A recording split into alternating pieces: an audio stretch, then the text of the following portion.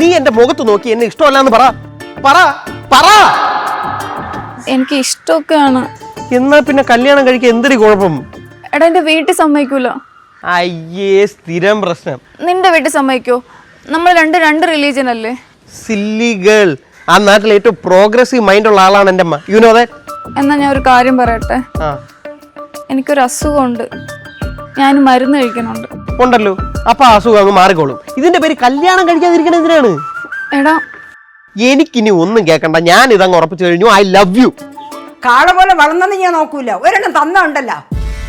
അമ്മ, എനിക്ക് ഇഷ്ടപ്പെട്ട ആളല്ലേ എനിക്ക് കെട്ടാൻ പറ്റുള്ളൂ. അങ്ങനെ നീ ഇഷ്ടപ്പെടണ്ട. എവളില്ലെങ്കിൽ ഞാൻ വേറെ കെട്ടൂല, നോക്കിക്കോ. വേണ്ടടാ, എനിക്ക് ഒരു നിർബന്ധവും ഇല്ല. അമ്മ, ഞാൻ അവസാനമായിട്ട് പറയണം, ഇത് പറ്റൂല. അമ്മയുടെ വാശി തന്നെ നടക്കട്ടെ. പക്ഷെ ഒരു കാര്യം ഓർത്തോ, ഇനി എന്റെ ജീവിതത്തിൽ പെണ്ണില്ല. എന്നെ വേറെ കല്യാണം കഴിക്കാനും പറയരുത്. എല്ലാരും ഇങ്ങനെയൊക്കെ തന്നെ പറയണേ. കുറച്ചു ദിവസം കഴിയുമ്പോ നീ തന്നെ വേറെ കല്യാണത്തിന് സമ്മതിച്ചോളൂ. ഇല്ല, അവിടെ അമ്മയ്ക്ക് തെറ്റി. ഇനി എനിക്ക് സിംഗിൾ ലൈഫ്. ഇത് സത്യം സത്യം സത്യം.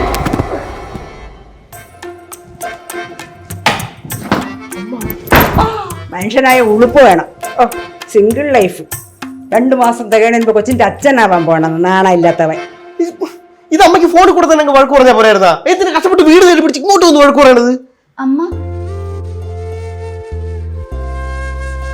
കണ്ട, ഇങ്ങനെ ഒരു ആവശ്യം വന്നപ്പോ അച്ഛനും അമ്മ ഇല്ലാത്തത്. അതുകൊണ്ടാണ് വീട്ടുകാർ പറയും പോലെ കേൾക്കണമെന്ന് പറയണത്. അമ്മ ഇത് വഴക്കുണ്ടാക്കാൻ വന്നതാ. ഞാൻ എന്റെ മരുമോളെ നോക്കാൻ വന്നോ? നിനക്കെന്തടാ? ഈ സമയത്ത് വന്നില്ലെങ്കിൽ പിന്നെ ഏത് സമയത്ത് വരണം? മാറൊക്കെ അങ്ങോട്ട്, ഞാൻ ഫ്രഷാ വിട്ടു. അമ്മ എന്തായാലും വന്ന് നന്നായി. ഞാൻ അടുത്ത ആഴ്ച കാലിക്കട്ട് പോകുമ്പോഴേ നിന്നെ എങ്ങനെ ഒറ്റയ്ക്കാക്കിയിട്ട് പോകുന്ന ആലോചിച്ച് പേടിച്ചിരിക്കുന്നു.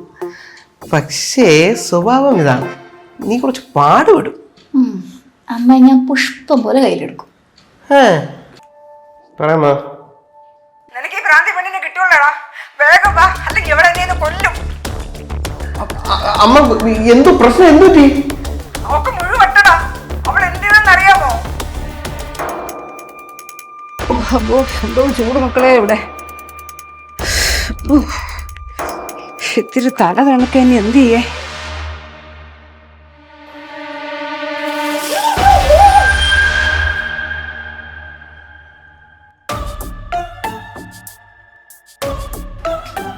ഇപ്പൊ തല തണുത്ത അമ്മ, അല്ലെങ്കിൽ ഞാൻ കുറച്ചു നേരം ഫ്രിഡ്ജിലെടുത്ത് വെക്കട്ടാ?